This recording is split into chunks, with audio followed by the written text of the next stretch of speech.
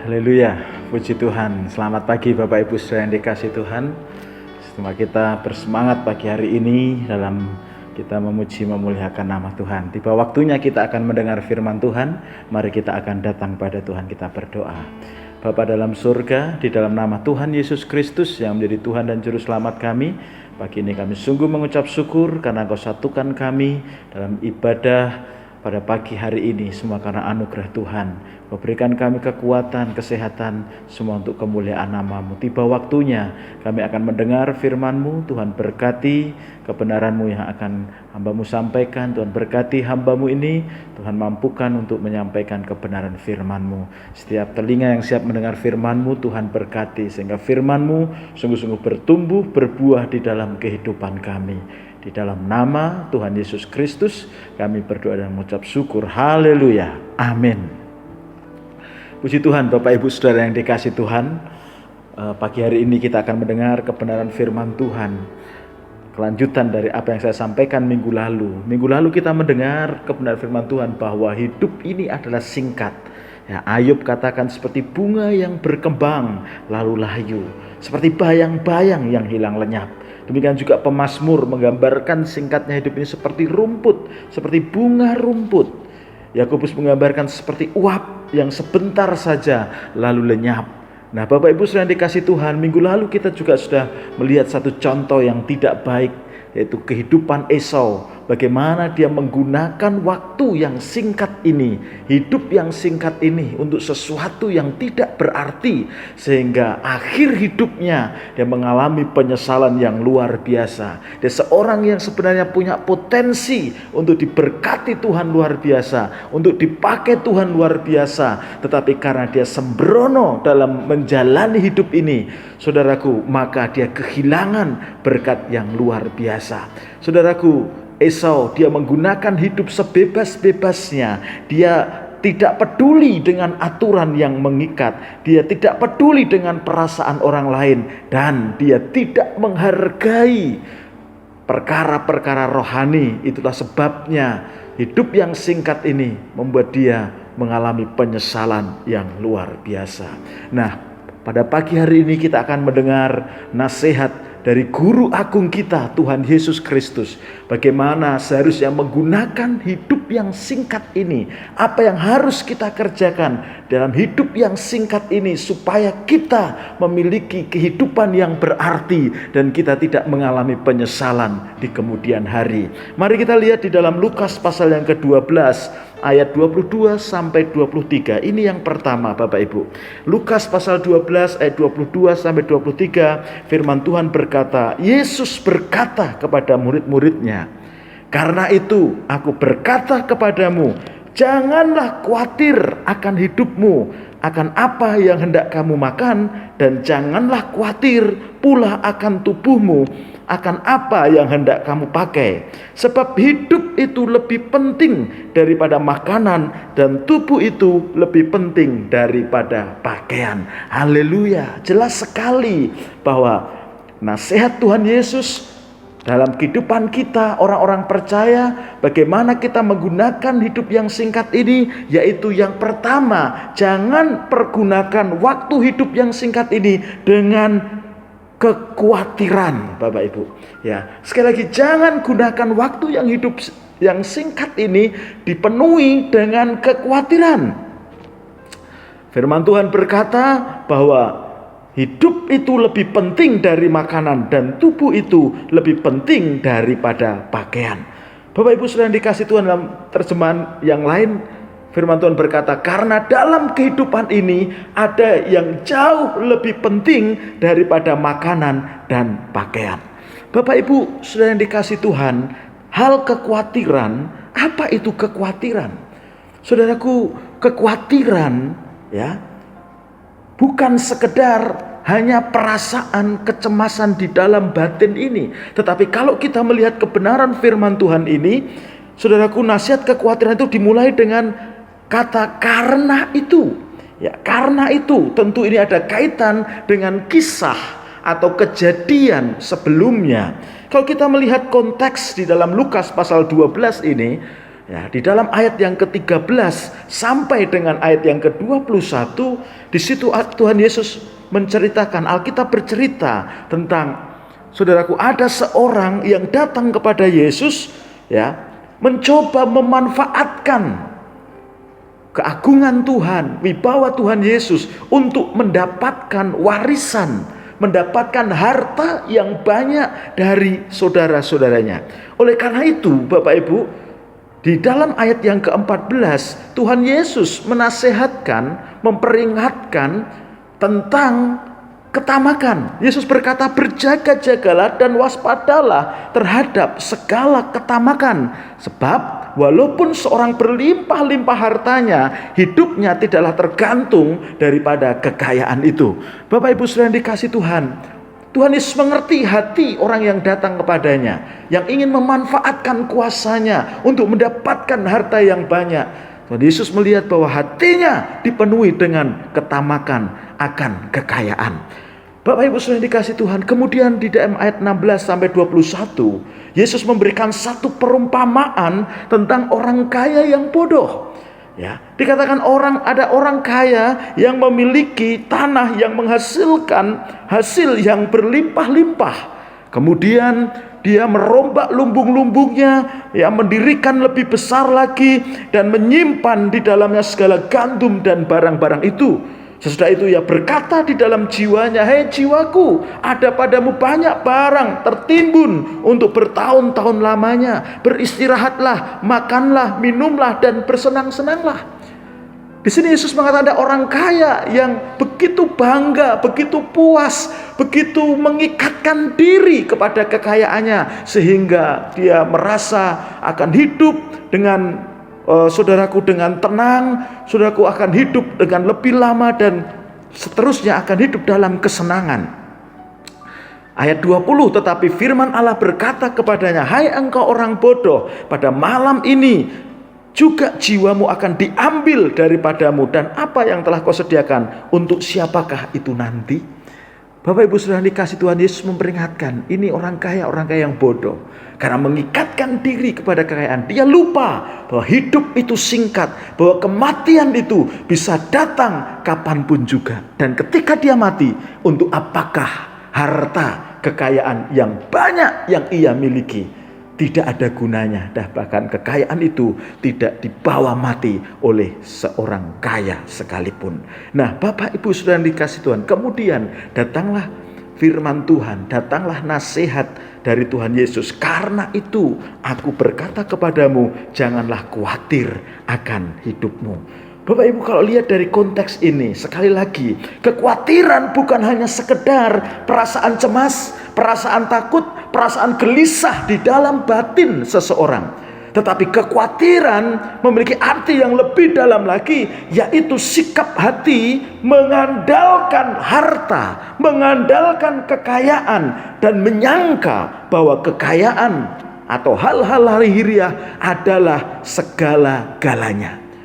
Saudaraku, kekhawatiran sekali lagi bukan hanya kecemasan dalam batin, tetapi lebih kepada keterikatan akan perkara-perkara duniawi, keterikatan akan kekayaan, perkara duniawi yang sementara, sampai mengabaikan perkara yang kekal, perkara surgawi. Itulah kekhawatiran.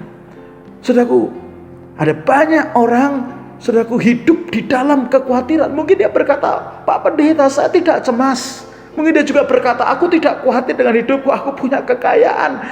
Saudaraku, ketika kita mengandalkan kekayaan, ketika kita menghabiskan waktu untuk mengejar kekayaan dan merasa bahwa kekayaan itu adalah segala-galanya, bahwa harta, uang itu adalah segala-galanya, saudara, itulah kekhawatiran. Ya, itulah kekhawatiran. Mungkin sudah tidak pernah cemas karena tabungan saudara banyak dan sebagainya, harta saudara melimpah dan sebagainya. Seperti orang kaya tadi, "Tenanglah hai jiwaku, hiduplah tenang, beristirahatlah," dan sebagainya.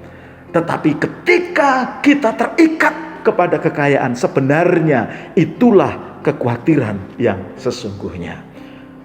Dan Tuhan Yesus mengajarkan bagaimana kita lepas dari kekhawatiran. Di dalam Lukas pasal yang ke-12 ayat yang ke-24 sampai 28 firman Tuhan katakan, "Perhatikanlah burung-burung gagak."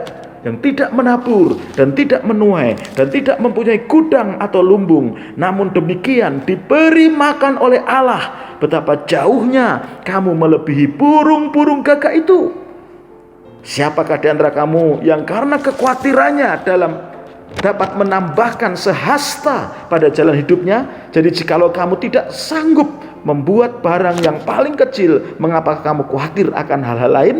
Perhatikanlah bunga bakung yang tidak memintal dan tidak menenun, namun aku berkata kepadamu,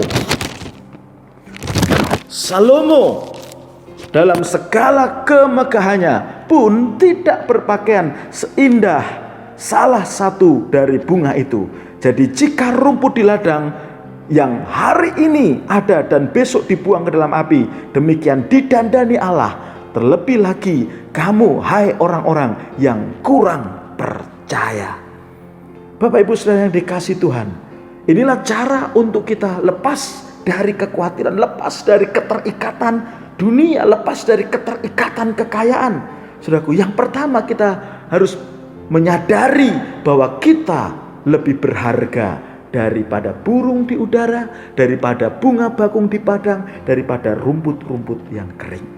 Kita harus menyadari siapa kita yang sesungguhnya. Kita adalah orang-orang yang berharga di mata Tuhan. Kita lebih berharga dari burung gagak, kita lebih berharga dari bunga bakung di padang, kita lebih berharga dari rumput yang hidup hanya sementara saja. Padahal saudara dan saya tahu bahwa kita adalah makhluk yang kekal. Burung gagak, bunga bakung di padang, rumput di padang, saudaraku, mereka mekar di pagi hari tetapi akan lenyap di sore hari, dibuang ke dalam api. Tetapi hidup saudara dan saya, di dalam diri kita ada roh yang adalah kekekalan. Kita lebih berharga dari siapapun. Oleh karena itu kita harus percaya akan pemeliharaan Bapa. Kita harus melakukan bagian kita. Ya, maka Tuhan akan memelihara kita. Kita perlu terus mengucap syukur dan sadar akan panggilan kita, bahwa kita dipanggil menjadi Bapa di surga, menjadi anak-anak Bapa di surga. Bapak Ibu Saudara yang dikasihi Tuhan, Paulus juga mengajarkan 1 Timotius 6 ayat 8 dikatakan, asal ada makanan dan pakaian cukup. Ya, itu berarti kita hidup bukan untuk mengejar, saudaraku, keinginan mata, kemewahan, keangkuhan hidup, harta dunia, bukan. Tetapi apa yang ada pada kita, kita harus syukuri pada Tuhan. Kita tidak boleh terikat dengan apapun juga. 1 Korintus 7 ayat 32 bagian A. Saudaraku, Paulus juga menasihatkan, aku ingin supaya kamu hidup tanpa kekhawatiran. Dalam konteks ini, Paulus menasihatkan, aku ingin kamu hidup tanpa keterikatan kepada hal-hal duniawi, baik itu harta, kekayaan, makanan, pakaian, minuman, suami, istri, keluarga dan sebagainya. Tuhan tidak ingin kita hidup dalam kekhawatiran. Tuhan tidak ingin kita hidup di dalam keterikatan. Bapak Ibu, waktu ini sangat singkat. Ya, jangan terikat, jangan mengikatkan diri kepada harta, kepada kekayaan, kepada perkara-perkara yang akan lenyap. Tetapi mari kita belajar bagaimana seharusnya menggunakan hidup yang singkat ini untuk lebih berarti. Jangan khawatir, jangan mengikatkan diri pada perkara dunia, makanan, pakaian, rumah, kemewahan. Tetapi belajarlah bersyukur dengan apa yang ada pada kita.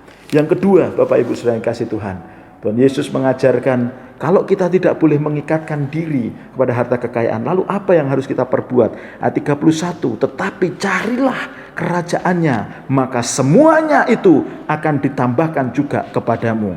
Jangan takut, hai kamu kawanan kecil, karena Bapamu telah berkenan memberikan kamu kerajaan itu.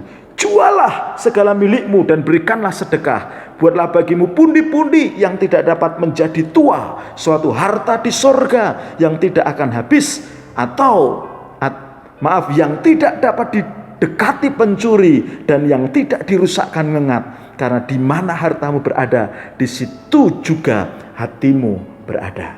Bapak Ibu Saudara yang dikasihi Tuhan, nasihat yang kedua bagaimana kita menjalani hidup yang singkat ini. Carilah kerajaan Allah dan kebenarannya. Kerajaan Allah artinya Allah memerintah di dalam hidup kita. Mencari kerajaan Allah artinya mengizinkan Allah memerintah di dalam hidup kita, di dalam hati kita, di dalam hidup kita, di dalam kebenaran. Kalau hidup di dalam kekhawatiran tadi artinya mengikatkan diri kepada hal duniawi. Tetapi mencari kerajaan Allah artinya mengikatkan diri pada Allah dan kebenarannya. Bapak Ibu Saudara yang dikasihi Tuhan, Alkitab tadi berkata, Yesus berkata, jualah segala milikmu. Itu bukan berarti letterlek, ya. Kita menjual semua yang kita miliki, bukan. Tetapi artinya jangan terikat dengan semua yang kamu miliki, tetapi mencari kerajaan Allah, memindahkan sama ayat 34, di mana hatimu berada, di mana hartamu berada, di situ hatimu berada.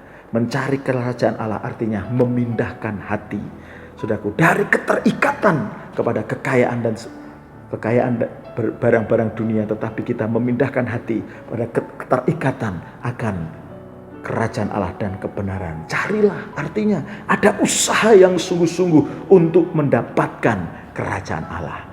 Paulus dalam Roma 14 ayat 17 berkata, sebab kerajaan Allah bukanlah soal makanan dan minuman, tetapi soal kebenaran, damai sejahtera, dan sukacita oleh Roh Kudus. Mencari kerajaan Allah artinya mengikatkan diri kepada pimpinan Roh Kudus dan menuntun kepada hidup dan kebenaran, dalam kebenaran, sehingga menghasilkan damai sejahtera dan sukacita. Inilah artinya mencari kerajaan Allah. Jadi bukan sekedar seremonial, ibadah, membaca Alkitab, berdoa, saudaraku, tetapi lebih dari itu, mengikatkan diri, menyerahkan diri kepada pimpinan Roh Kudus, sehingga kita hidup dari kebenaran kepada kebenaran, dari kemuliaan kepada kemuliaan, dari kehendak Allah kepada kehendak Allah, sehingga bukan kekhawatiran yang dalam hati kita, tetapi damai sejahtera dan sukacita di dalam hati kita. Bapak Ibu yang dikasihi Tuhan, saudaraku yang dikasihi Tuhan, gunakan hidup yang singkat dengan melepaskan diri dari ikatan duniawi dan mengikatkan diri kepada pimpinan Roh Kudus untuk hidup dalam kebenaran, sehingga kita hidup dalam damai sejahtera Allah dan sukacita surga tanpa kekhawatiran. Saat ini apakah hidupmu masih dalam kekhawatiran? Mungkin kau berkata, aku tidak cemas Pak Pendeta, aku tidak khawatir, aku tidak takut Pak Pendeta, tetapi engkau terikat dengan kekayaan, engkau terikat dengan kemewahan, engkau terikat dengan perkara duniawi, engkau sedang hidup dalam kekhawatiran. Tetapi Tuhan mau ikatkan dirimu kepada pimpinan Roh Kudus, kepada Roh Kudus dan kebenarannya yang akan menuntun kita kepada seluruh kebenaran, maka damai sejahtera Allah akan memelihara kehidupan kita. Waktu ini singkat, jangan habiskan untuk kekhawatiran, tetapi habiskanlah untuk hidup di dalam pimpinan Roh Kudus. Amin. Bapa dalam surga, terima kasih untuk firman-Mu. Kau memberi nasihatkan kepada kami.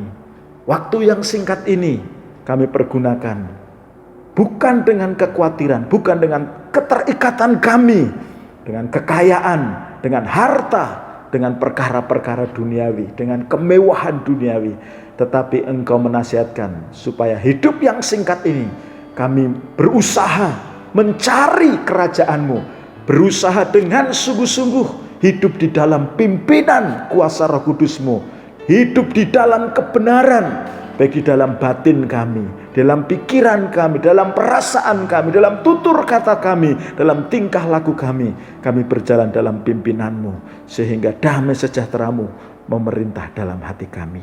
Berkati umat-umat-Mu dimanapun mereka berada, Tuhan, dengan kekuatan daripada Tuhan. Berkati persembahan anak-anak-Mu, dan sebentar kami akan menerima berkat-Mu. Biarlah damai sejahtera-Mu melimpah dalam kehidupan kami. Di hari yang semakin jahat, Tuhan menyertai kami. Saudaraku yang dikasihi Tuhan, mari kita terima berkat damai sejahtera dari Allah Bapa, kasih sayang dari Putranya yang tunggal, persekutuan dan penghiburan dari kuasa Roh Kudus menyertai kehidupan kita sekarang ini sampai selama-lamanya, sampai Tuhan Yesus datang yang kedua kalinya. Terima kasih Bapa, dalam nama Tuhan Yesus Kristus. Haleluya. Amin.